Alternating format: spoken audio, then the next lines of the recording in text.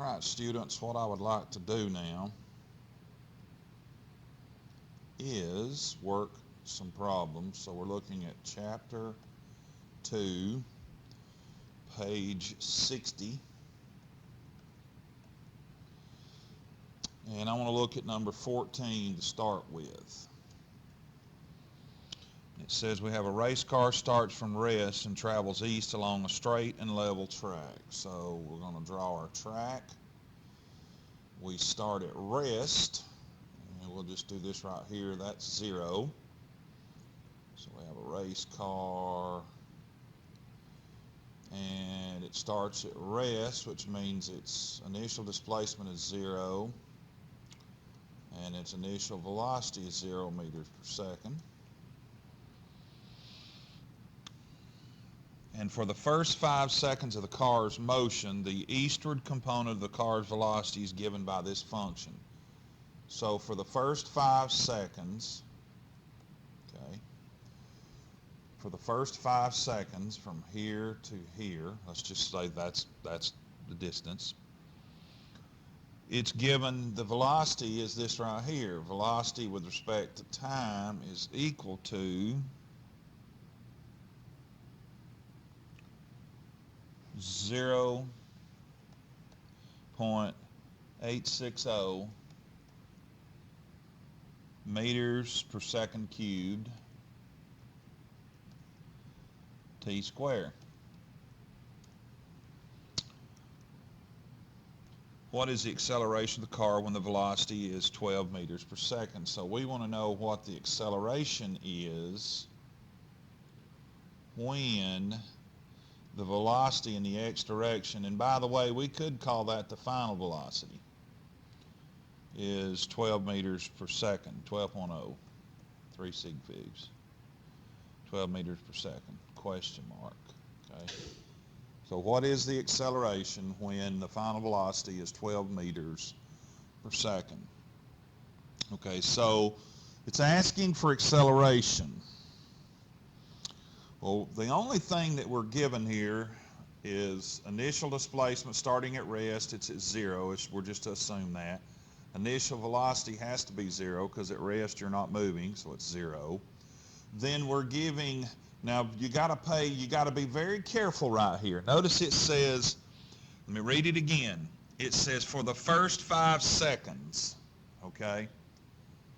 For the first 5 seconds. So you say, well, there's my time interval. No, it's saying for the first 5 seconds, this is the relationship of the velocity with respect to time.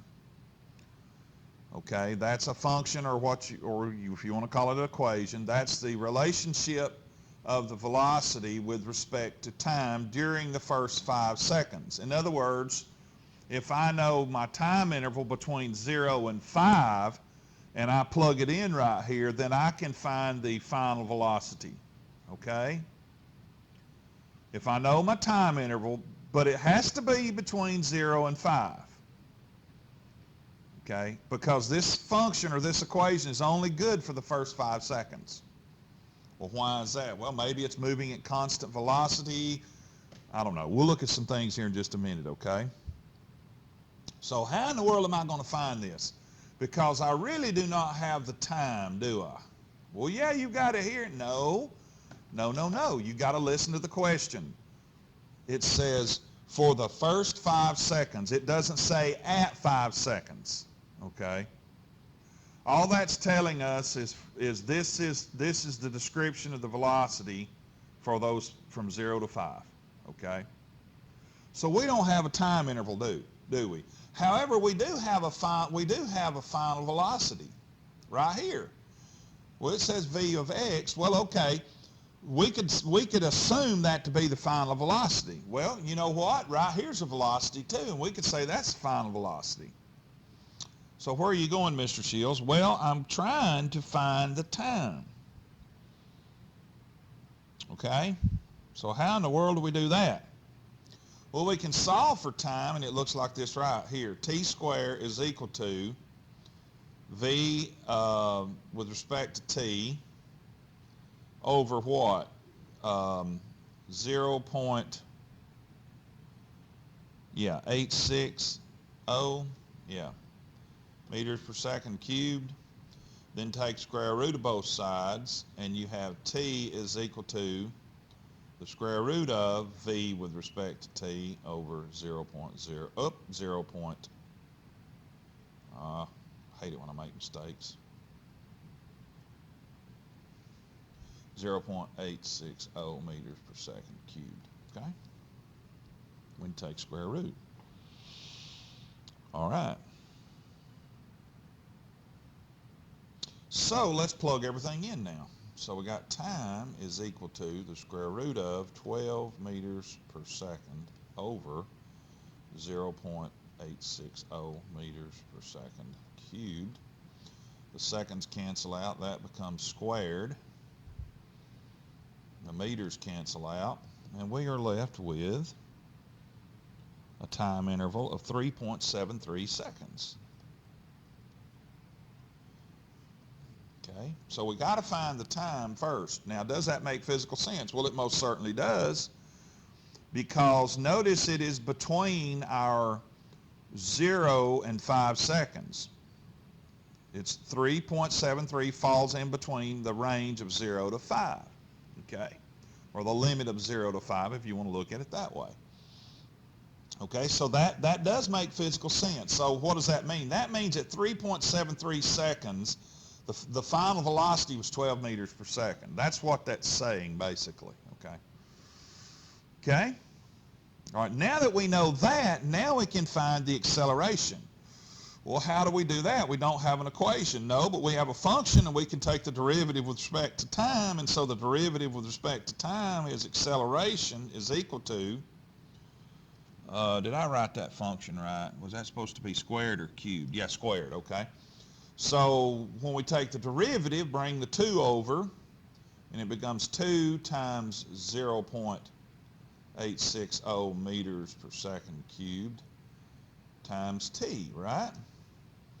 And so we plug it in now. So I'm gonna come down here, and we're gonna say acceleration is equal to 2 times 0.860 meters per second cubed times the time, which is 3.73 seconds.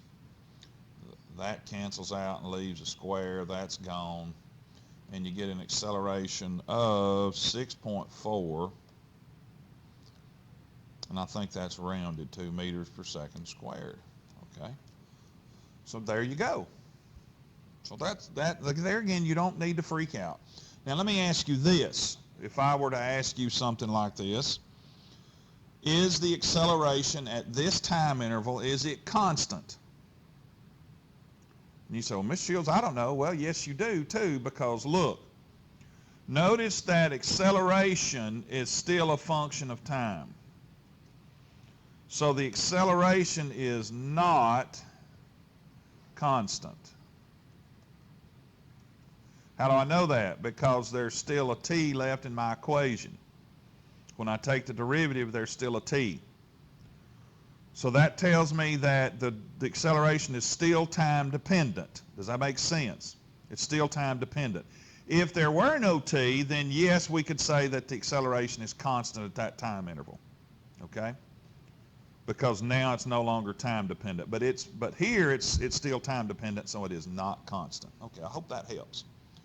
All right, let's look at number 30. We're going to look at number 30 and then number 32. Yeah, this is an inclined plane problem. All right. This is on page 61, so we're looking at number 30 on page 61. Get over here out of the way. We have a small block that has constant acceleration as it slides down a frictionless incline. So let's draw an incline, all right? And so we got a block here, and it's sliding down the incline. And it says that it is frictionless. That makes a big difference. Frictionless incline. There's no friction. Let's just say it's got ice on it. Okay. and it slides with constant acceleration, then the acceleration is constant. Okay. Write that in there. So it's got constant acceleration as it slides down a friction. The block is released from rest at the what? At the top of the incline. So it was released right here, but it's sliding down, okay? So we can say x initial is 0 meters, okay? And the velocity initial is 0 meters per second, okay? So we can say that because it's released from rest. That's how I know, because when you're sitting still and you're starting at the top or at the beginning, that's 0 meters and 0 velocity, okay? And its speed after it has traveled 6.8 meters to the bottom of the incline is 3.8. So it's going to go from here to here, okay? So from here to here, it's sliding that way. This distance, and we're just going to call this, we can write it two ways. We can say the x final is 6.80 meters, or we can say delta x. Delta x, because we started at initial of 0 and 6.8, 0 minus 0 is 6.8. So you can call that x final, or just go ahead and call it delta x if you want to. All right. And it tells us that the final velocity, now this is the final velocity at 6.8 meters. Please, if you want to write at 6.8, is, let's see here, 3.80 meters per second. What is the speed of the block when it is 3.4 meters from the top of the incline? So, in other words, we want to know what the speed is when it's at 3.4 meters from here to here, okay? There to there. We want to know what the velocity is right there, and we're going to call that the final velocity at 3.4, okay? Question mark. Okay, you see how I'm labeling that? Well, we already got a final velocity over here. Come on now, that's at 6.8. See, I've labeled it that. See, 6.8 meters, if you want to go ahead and put the meters in there, okay? See? So that's not the same velocity, so don't flip out on me. That's why you need to be very meticulous when you work these problems. Make sure that you label them properly, okay? You want to do a good job labeling. So this is an easy problem. We can find this. This is not rocket science. Okay. Well, we know it's moving. The key word there was at constant acceleration. Well, you know, a bell ought to go off in your head. Ding, ding, ding, ding. Oh, yeah, I remember there's some equations that Mr. Shields talked about called kinematic equations that dealt with constant acceleration. Well, you're exactly right. And notice we need acceleration. Notice what we're given. Notice we're given a final velocity. Notice we're given and by the way, I didn't label that. We're going to say x final for right here. Okay. And we're going to say the x final for, well, where am I at? Doggone it. We're going to say the x final at 3.4, which is 3.4 meters. All right, now.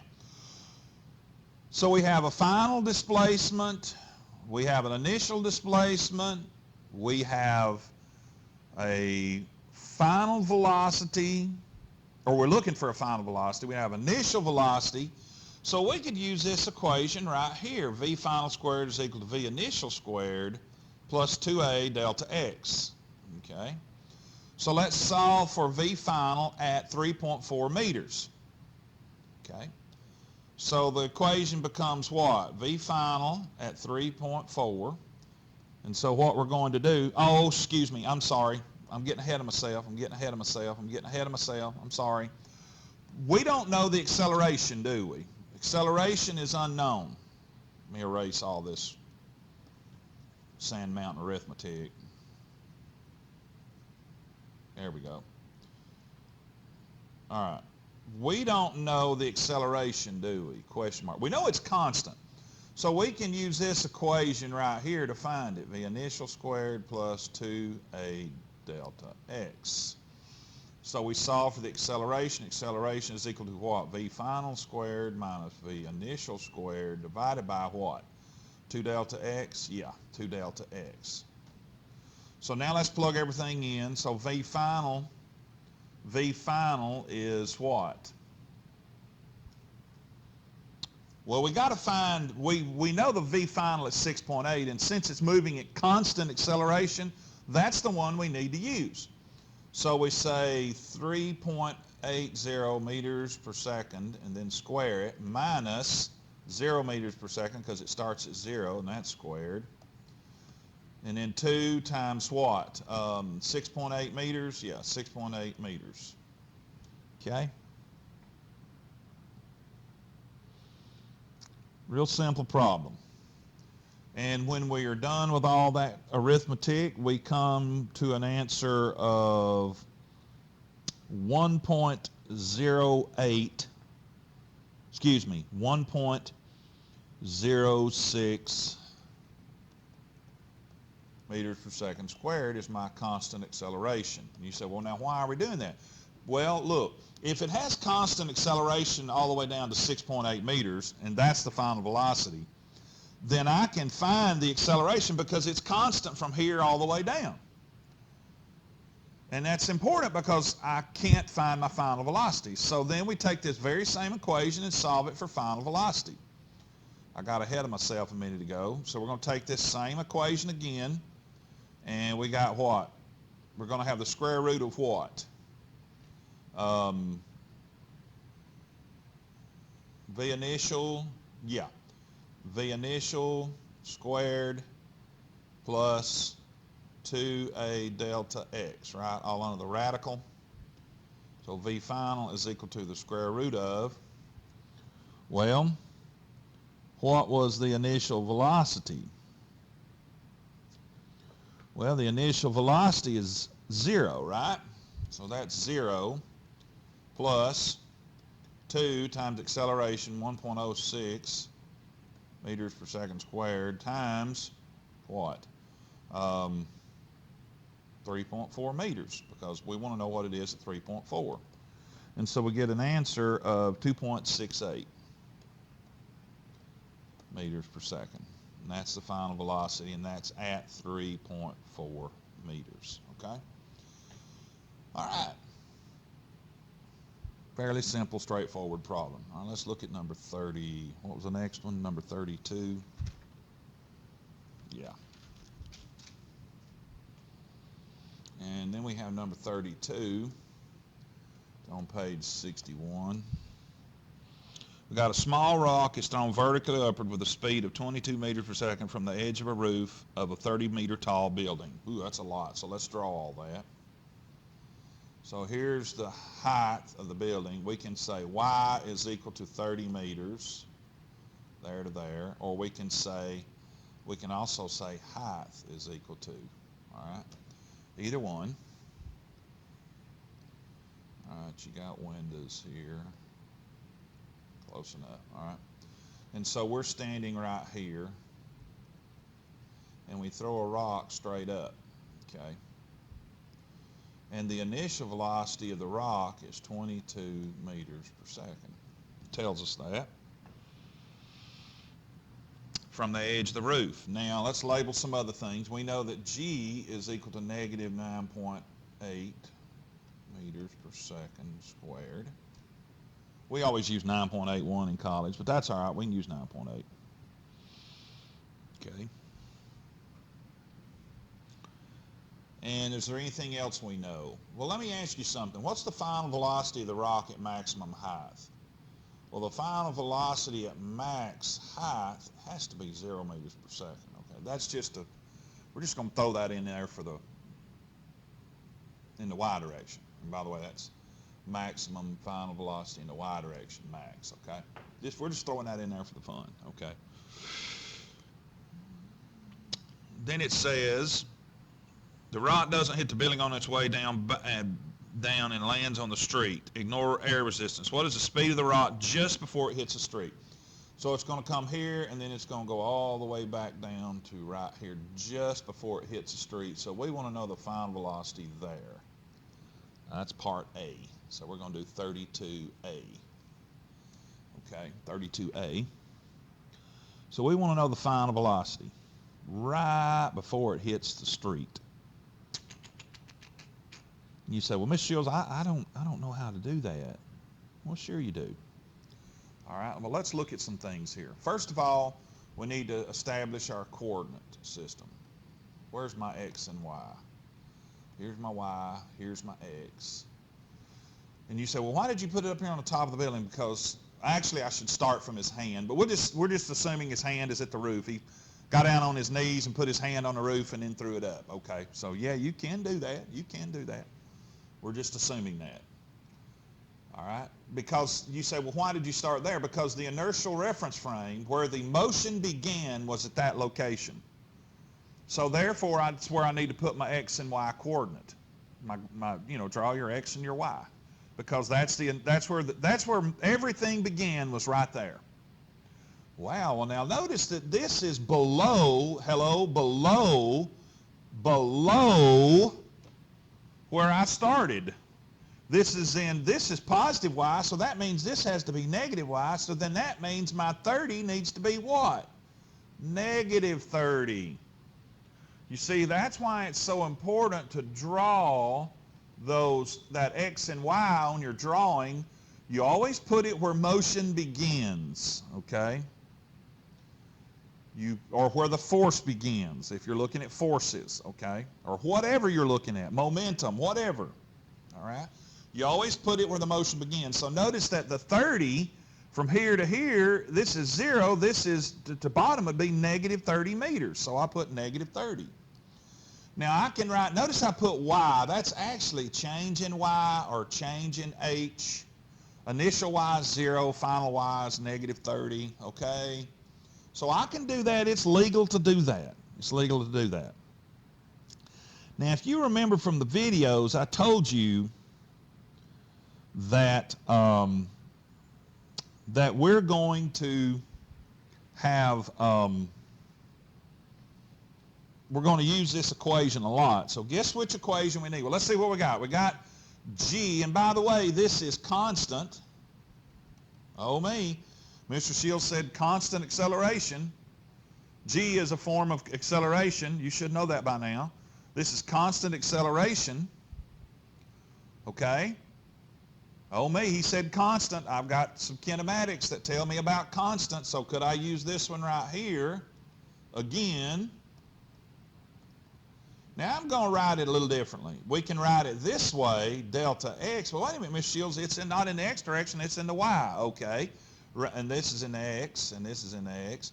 We'll write it in the y then. V final squared in the y is equal to V initial squared in the y minus 2g delta y, or delta h, height, either one, okay? Write it that way. And if I'm not mistaken, I've already shown you the variation of these equations, that you can take your x kinematics and change them to y kinematics as long as you're dealing with constant acceleration, which g is. And all you have to do is where it says plus a, or plus, plus 1/2 at squared, or plus a delta x, change the plus to a negative, okay? And that's what I did. And I changed the a to g. That's all I did. So now we can find the final velocity right before it hits the street. So watch this. So we're going to solve for final velocity. And guess what? Yeah, we're going to need another radical. So this is going to become the initial velocity squared in the y direction minus 2 times 9.8. Now, wait a minute, Mr. Shields. Do I need to put negative 9.8? No, I do not. Well, I'm sorry. I'm sitting here flapping my gums. Let me go ahead and write my formula first. Okay. So it's minus what? 2g, I drew that radical way up there, didn't I? Delta y. So now let's just plug everything in, and this is in the y direction. Okay, so the initial velocity is what? Well, it was 22.0 meters per second. And we're going to square that. Minus, you can't have negative on the radical, just hang on. 2 times, hey, what do I put here? Do I put negative 9.8? No. Remember, I've already told you this in the lecture video. The negative is already there. Okay, this tells me that it's negative. In other words, I just brought the negative out. It's legal to do that. Okay, because when you multiply negative, tie everything in there, it's negative, right? So just bring it out. Okay? And so there it is. So I don't put a negative in there again. No. The negative's already here. It's right there. And then times negative, now I do put the negative here, 30 meters. Okay? Negative 30 meters. And so we get a final answer of 32.7 meters per second. Now there's a problem here. We got a little problem here. This tells me that the velocity is going up with respect to where it began. Okay, now look, there's a couple of different ways you could look at this problem. All right, but we're going to look at it this way. So see, looking at this, this is positive, so that means the rock's going up. No, it's not. From the initial point of motion, from the inertial reference frame where motion began, that is telling me that it's way on up off the screen somewhere. If it's 22 here, then my God, it's on up the screen. No. Here's where your physics comes in.